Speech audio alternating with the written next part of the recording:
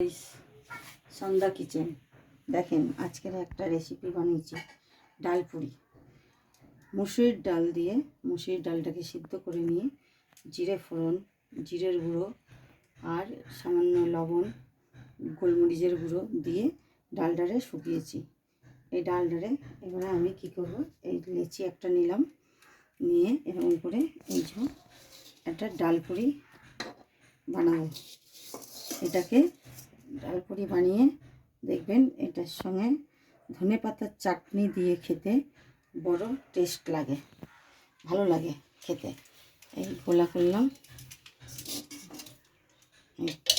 তেল দিয়ে এই বেলবো। দেখেন বেশি বড় করব না, ছোট্ট করব এটাকে। দেখেন এটা খেতেও টেস্ট লাগে, বাচ্চারা খেতেও এই যে ছাড়লাম। দেখেন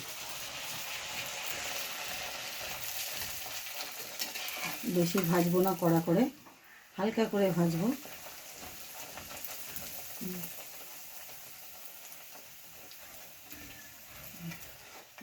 ভাজা হয়ে গেল, দেখেন